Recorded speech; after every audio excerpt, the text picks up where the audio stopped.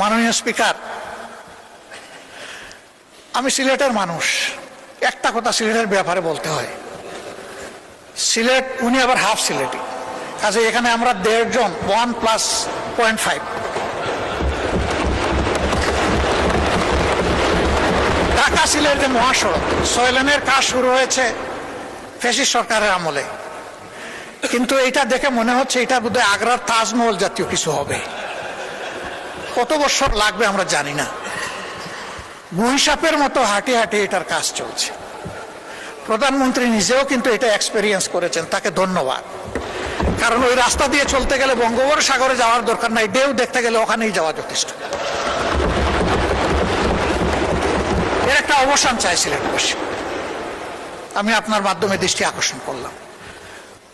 যোগাযোগ মন্ত্রী মহোদয় আছেন, মন খারাপ করবেন না, আপনাকে সাহায্য করার জন্য বলেছি।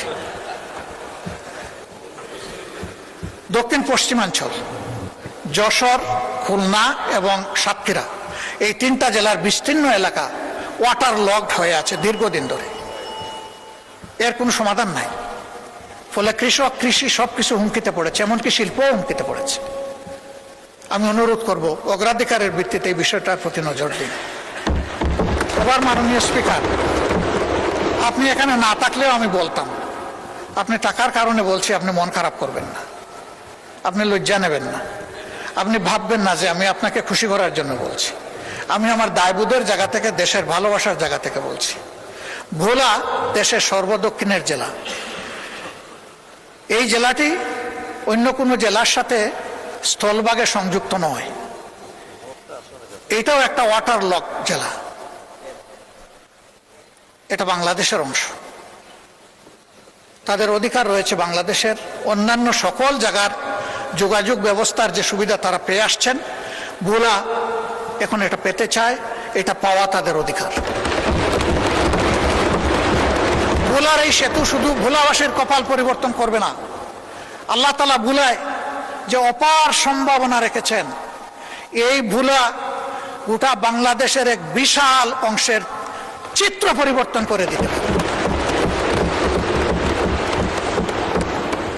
এই জন্য আমাদের নিয়ামতের খনি এই ভোলা যেন আর উপেক্ষিত না থাকে। এই ভোলার সেতুটা আসলেই এটি একটা সম্ভাবনার স্বপ্ন। এই সেতু বাস্তবায়ন হোক। আমার এই প্রস্তাবে সরকারি দল খুশি না, আমি কি করবো, আপনার দলই খুশি না। ওই তারা তো সেই রকম উষ্ণ অভিনন্দন জানালেন না।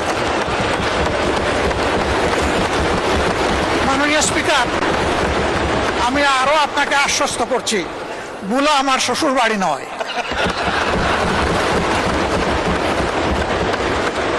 কিন্তু ভোলা বাংলাদেশের অংশ।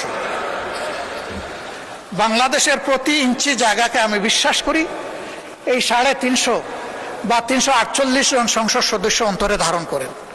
আমিও ধারণ করি, তাই আমার দায়বোধের জায়গা থেকে আমি কথাগুলো বলি। ভোলার উন্নয়ন পুরা দক্ষিণ অঞ্চলের উন্নয়ন বয়ে আনুক, আমি দোয়া করি। আর আমি কথা বাড়াচ্ছি না, অনেক সময় নিয়ে নিছি।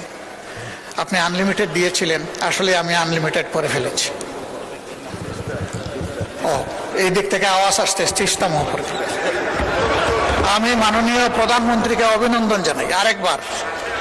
তার সফরের পরে অভিনন্দন জানিয়েছিলাম, আরেকবার অভিনন্দন জানাই। তিস্তা মহাপরিকল্পনা বিষয়ে তিনি শক্তিশালী বন্ধু দেশ চীনের সাথে কথা বলেছেন এবং পানি সম্পদ মন্ত্রী গতকাল তার বক্তব্যে আশ্বস্ত করেছেন যে ইনশাল্লাহ যে নামেই হোক কাজ শুরু হয়ে যাবে। আমরা